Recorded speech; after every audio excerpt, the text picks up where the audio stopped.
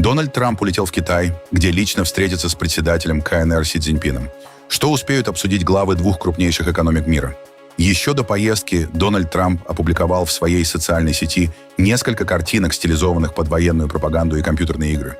А также успел сообщить журналистам, что намерен заключить по Ирану хорошую сделку. Иран, в свою очередь, готов к дальнейшим переговорам с Соединенными Штатами Америки, но отказывается принимать американские условия в одностороннем порядке. Россия заявила об успешных испытаниях межконтинентальной баллистической ракеты «Сармат». Франция, чтобы остановить хантавирус, вводит один из самых жестких протоколов контроля и изоляции в Европе. А жители Берлина могут отвлечься от всех забот и навестить в зоопарке новорожденного карликового бегемота. А теперь об этом подробно и по делу. Это один день. Подпишитесь, поставьте лайк этому видео и оставьте свой комментарий. Заранее спасибо и начинаем.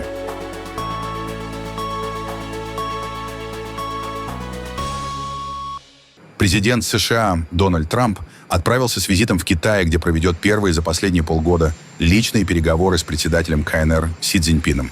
Главными темами встречи станут торговые споры между двумя крупнейшими экономиками мира, ситуация вокруг Ирана и безопасность в Азии.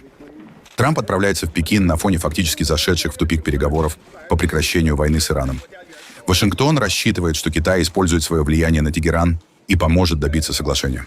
КНР остается одним из крупнейших покупателей иранской нефти и сохраняет тесные политические контакты с иранским руководством. Но прежде чем улететь в Китай, Трамп опубликовал в своей социальной сети Truth Social несколько картинок, стилизованных под военную пропаганду и компьютерные игры. В одном из постов показан американский беспилотник, атакующий иранские скоростные катера. Подпись гласит «Пока-пока, скоростные лодки». В другом посте американский военный корабль с лазерным оружием, уничтожающим иранский самолет. Трамп сопроводил картинку фразой «Лазеры, пиф-паф» и «нет». Еще один пост посвящен символической 100-долларовой купюре победы, на которой изображен сам Трамп. На ней размещены надписи «Трамп 2024» и «Благослови Господи Дональда Трампа». Перед отлетом в Китай американский президент пообщался с прессой на вертолетной площадке у Белого дома. Вот что он сказал о войне с Ираном и будет ли этот вопрос на повестке дня с китайским лидером. Вы уже завершили переговоры с Ираном? Посмотрим, что будет. Мы будем делать только хорошую сделку. Их армия уничтожена, она стерта, и мы будем делать только хорошую сделку. Посмотрим, что будет. Но я считаю, что так или иначе это будет очень хорошо для американского народа. И думаю, на самом деле, очень хорошо для иранского народа. Каково ваше послание председателю Си Цзиньпину относительно войны с Ираном? Думаю, во-первых, у нас будет долгий разговор об этом. Думаю, он вел себя относительно хорошо, если честно. Посмотрите на блокаду. Никаких проблем. Они получают много нефти из этого региона. У нас не было проблем. Он мой друг, и мы с ним хорошо ладим. И я думаю, вы увидите, что произойдут хорошие вещи. Это будет очень интересная поездка. Много хорошего произойдет. Нужно ли ему как-то вмешиваться в ситуацию с Ираном? Я не думаю, что нам нужна помощь с Ираном. Мы выиграем так или иначе. Мы выиграем мирно или иначе. Их флот уничтожен. Их авиация уничтожена. Каждый элемент их военной машины уничтожен. Они убили много людей. Они убили по меньшей мере 42 тысячи человек за последние 1,5 месяца. Мы побеждаем, как ни посмотри. Иран не получит ядерное оружие. Их флот уничтожен. Их авиация уничтожена. Их системы ПВО уничтожены. Их радары уничтожены. Их руководство уничтожено. Все уничтожено. Мы сделаем все необходимое. И как только эта война закончится, а она не будет долгой, вы увидите падение цен на нефть и рост фондового рынка. Вы увидите золотой век Америки. Иран заявляет о готовности к переговорам с США, но отказывается принимать американские условия в одностороннем порядке. Об этом рассказал спикер МИД Ирана Исмаил Багаи в интервью индийскому телеканалу TV Today, местному подразделению российского государственного холдинга пропаганды Russia Today. Послушайте, мы говорим о переговорах. А переговоры — это взаимные уступки. Переговоры означают готовность признать требования и обеспокоенности другой стороны. Но если вы считаете, что переговоры — это 100% удовлетворение требований только одной стороны, то это не переговоры, а навязывание своей воли. И этого не будет ни при каких обстоятельствах.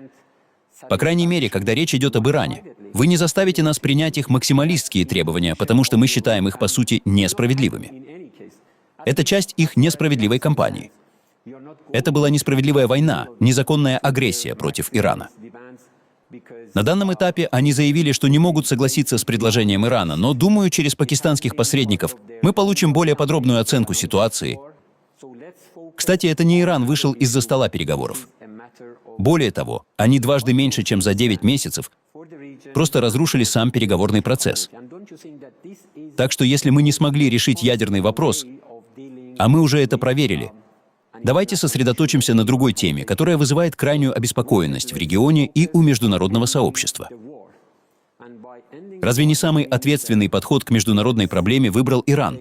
Мы сказали, давайте сосредоточимся на прекращении войны.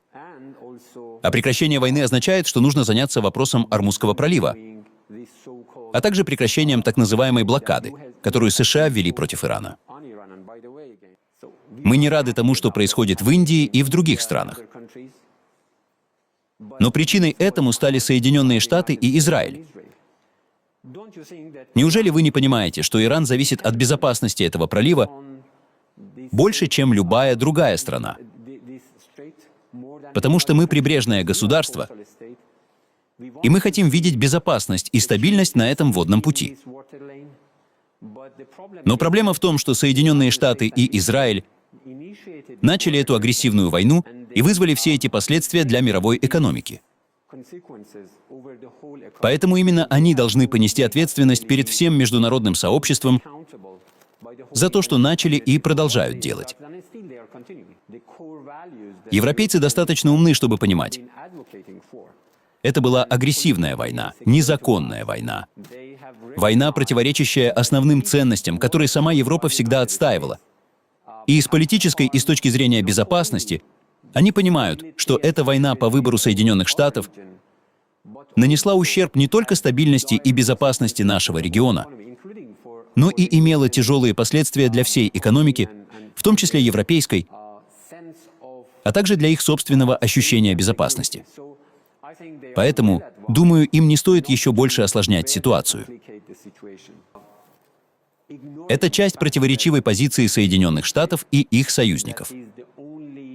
Они требуют остановить мирную ядерную программу Ирана, но при этом игнорируют тот факт, что именно Израиль является единственным источником риска распространения ядерного оружия в нашем регионе. И думаю, люди уже начали понимать глубину лицемерия, которое Соединенные Штаты и их союзники демонстрируют в вопросе нераспространения. Сейчас это достигло максимального уровня. Могу вас заверить, наши вооруженные силы готовы к любому сценарию. И я уверен, что любой, кто осмелится ступить на территорию Ирана, очень сильно об этом пожалеет.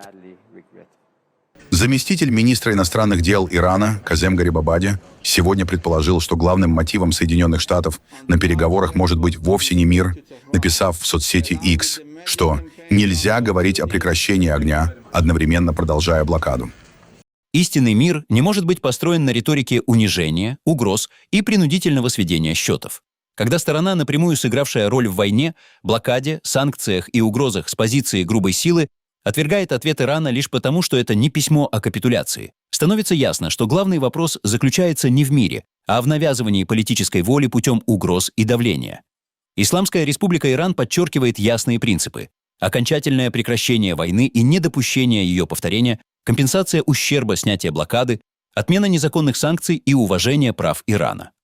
Это не максималистские требования. Это минимальные условия любого серьезного и устойчивого соглашения, соответствующего Уставу ООН, для завершения кризиса, начавшегося с незаконного применения силы. Нельзя говорить о прекращении огня, одновременно продолжая блокаду.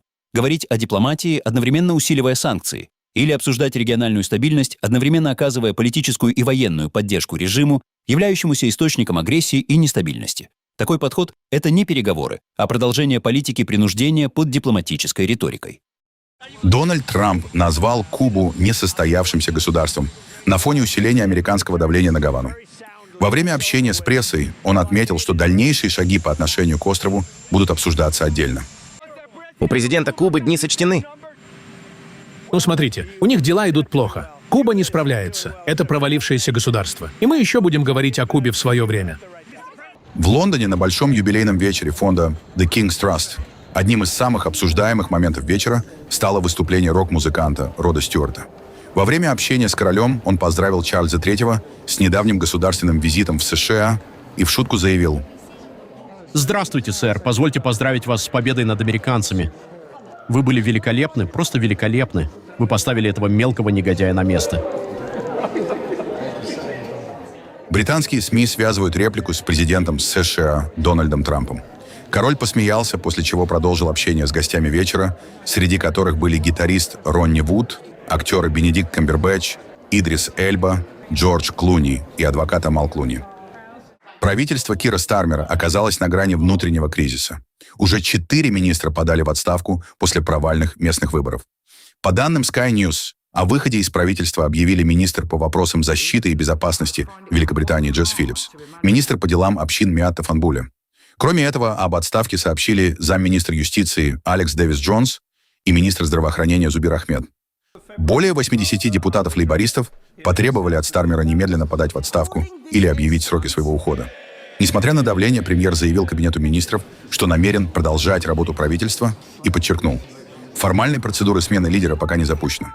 При этом около 110 депутатов лейбористской партии выступили в его поддержку. Глава МИД Великобритании Дэвид Лэмми заявил, что у критиков премьера нет кандидата, способного объединить партию. Президент США Дональд Трамп считает завершение войны России против Украины очень близким. Журналистам перед вылетом в Китай он сообщил, что перспективы окончания войны сейчас выглядят вполне реальными. Сможете ли вы поговорить с президентом об окончании войны в Украине? Да, я думаю, что это уже очень близко. Конец войны в Украине, я действительно думаю, что это уже очень близко. Было ли между вами и Путиным какое-либо понимание о том, что Россия должна получить весь Донбасс? Нет. Россия заявила об успешных испытаниях межконтинентальной баллистической ракеты «Сармат», одной из самых тяжелых и мощных ядерных ракет в мире. Путин утверждает, что комплекс планируется поставить на боевое дежурство уже до конца года. Сегодня в 11 часов 15 минут ракетными войсками стратегического назначения проведен пуск новейшей тяжелой жидкостной межконтинентальной баллистической ракеты «Сармат». Пуск успешный. Задача пуска выполнена. Утверждена правильность заложенных конструкторских и технологических решений. После выхода Соединенных Штатов из договора по противоракетной обороне в 2002 году мы были вынуждены, хочу это подчеркнуть, вынуждены задуматься над обеспечением своей стратегической безопасности в условиях новой реальности и необходимости сохранения стратегического баланса сил. Поэтапно реализуем принятую в связи с этим программу развития ядерных сил. В 2004 году были начаты работы над ракетным комплексом межконтинентальной дальности «Авангард». С 2019 года он уже стоит на боевом дежурстве. Затем у нас появилась гиперзвуковая ракета воздушного базирования средней дальности «Кинжал», находящаяся на дежурстве с 2017 года. Она уже применяется в ходе специальной военной операции, но работа по ее совершенствованию, в том числе по повышению точности в неядерном оснащении, продолжается.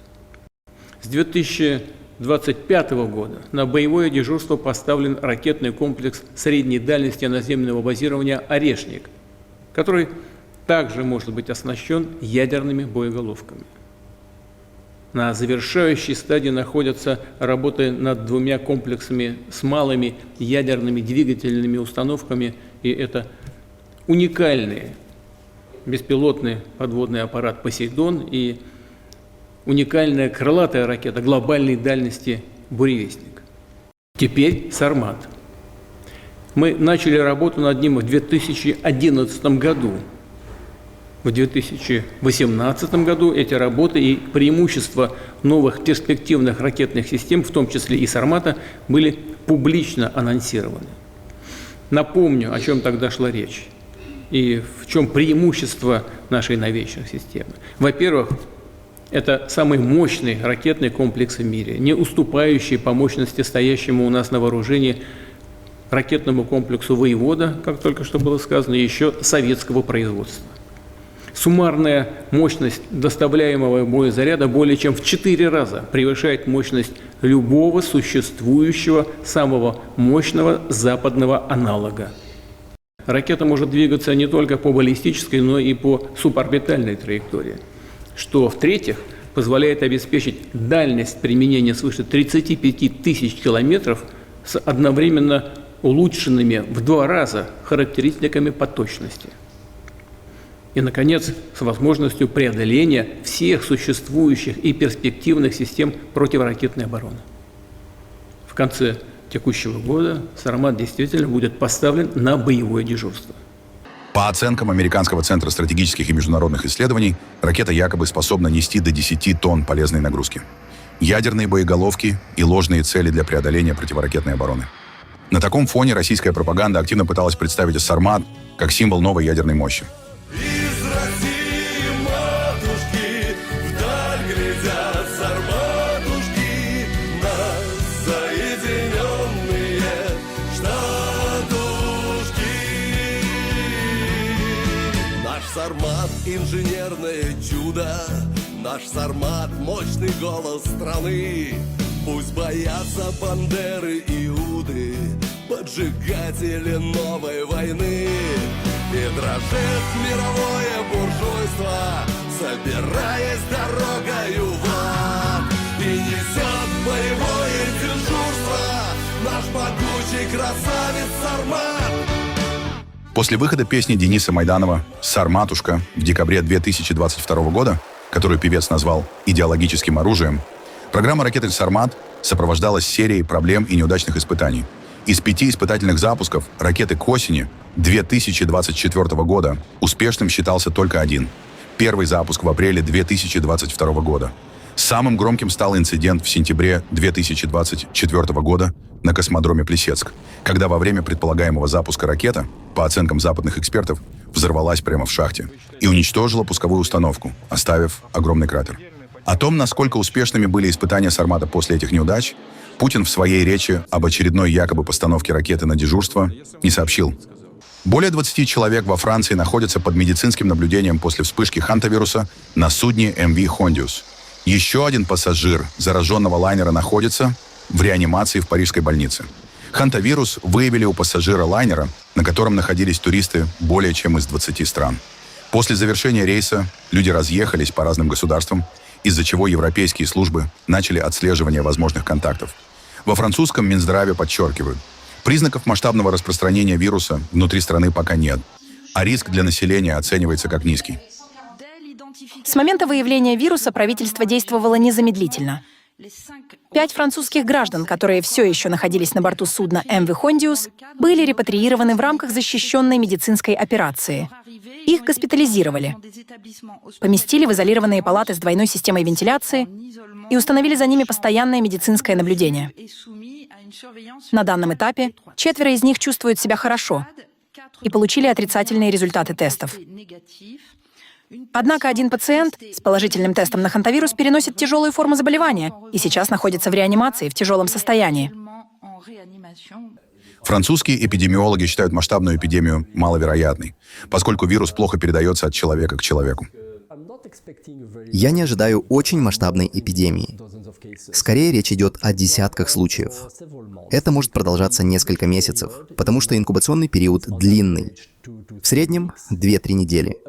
Он может длиться до 6 недель, поэтому между каждой новой группой заболевших может проходить месяц. И может возникнуть ощущение, что все закончилось, а затем через месяц внезапно появится новый случай, и снова придется проводить всю эту изоляцию заболевших и карантин для контактировавших. По оценкам Института Пастера, летальность отдельных штаммов хантавируса достигает от 30 до 50%. На этом фоне Франция усилила санитарные меры. Президент Эммануэль Макрон заявил, что власти ввели один из самых жестких протоколов контроля и изоляции в Европе и призвал страны ЕС к координации действий. Сегодня у правительства, безусловно, один из самых строгих протоколов, как у Испании и еще нескольких стран. И это хорошо, потому что у нас есть прошлый опыт. Но не нужно сравнивать несравнимое. Этот вирус, как известно, обладает характеристиками, отличными от тех, что мы наблюдали во время COVID-19. Поэтому правительство приняло правильные решения. Ситуация находится под контролем властей благодаря нашим медицинским работникам, и я хочу вас за это поблагодарить. Сейчас важно обеспечить настоящую европейскую координацию, то есть привести протоколы к самым строгим стандартам, которые были определены в кратчайшие сроки, а также дать Всемирной организации здравоохранения возможность координировать все это так, как она должна делать на следующих этапах. Новое правительство Венгрии начало демонтаж политической системы Виктора Орбана, который впервые за 16 лет потерпел поражение на парламентских выборах.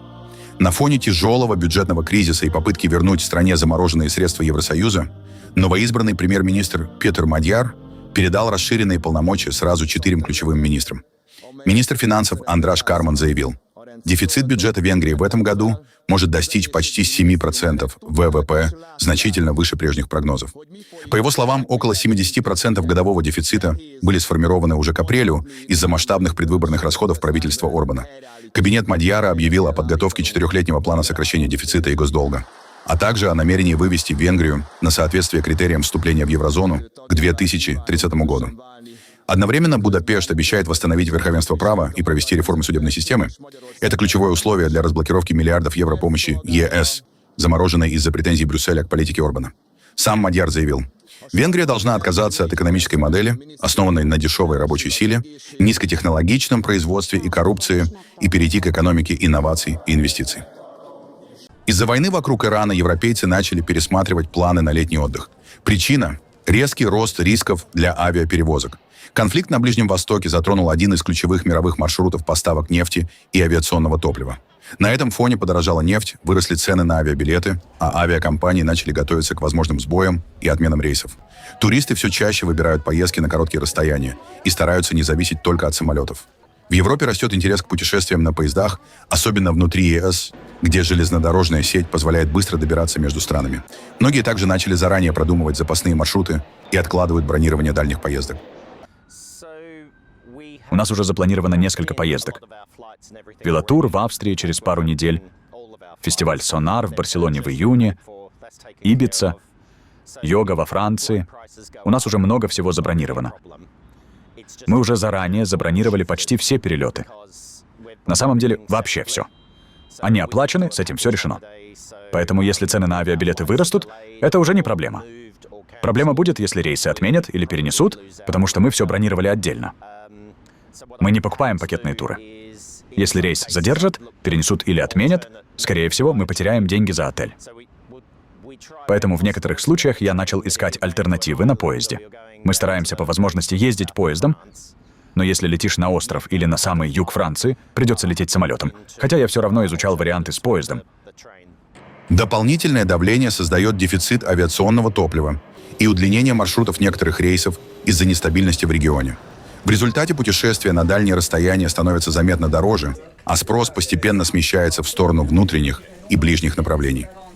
Президент Франции Эммануэль Макрон снова заговорил о возвращении африканских артефактов на родину.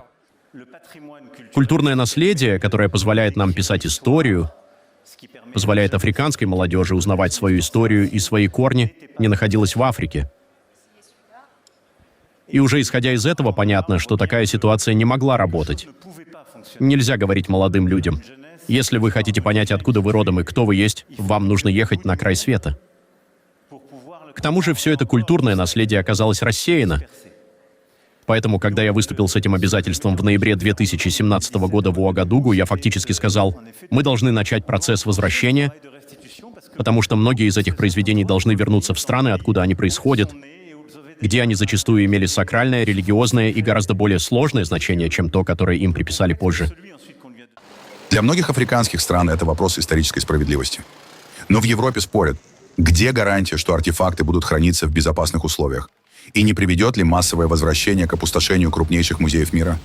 Сам Макрон предлагает компромисс. Часть экспонатов возвращать, а часть оставлять в европейских музеях, но уже как часть совместного культурного диалога, а не наследие колониальной эпохи. Не может быть универсализма без справедливого возвращения. Если эти произведения, вывезенные при описанных обстоятельствах, не будут возвращены, а на африканском континенте не будут созданы соответствующие музеи, а многие страны глобального юга не имели таких музеев, часто именно из-за этого разграбления, Тогда они не смогут вернуть себе собственную историю и воспитать кураторов, вдохновленных художниками, чтобы по-настоящему начать все заново и возродиться. По оценкам экспертов, до 90% культурного наследия стран Африки до сих пор находится в европейских музеях. Крупнейшая коллекция во Франции хранится не в Лувре, а в музее на набережной Бранли в Париже. Там около 70 тысяч африканских экспонатов. В берлинском зоопарке появился новый житель. Детеныш карликового бегемота. Этот вид нечасто рождается в неволе. Самка появилась на свет 3 дня назад у пары карликовых бегемотов по кличке Дебби и Тоби. При рождении весила почти 6 килограммов, а сейчас уже набрала больше 7. В зоопарке рассказали, карликовые бегемоты ведут одиночный образ жизни, поэтому мать будет самостоятельно заботиться о малышке, пока та практически не отходит от Дебби. Сотрудники зоопарка внимательно наблюдают за состоянием детеныша, а имя новорожденному обещают выбрать позже. Карликовые бегемоты считаются редким видом и находятся под угрозой исчезновения в дикой природе Западной Африки.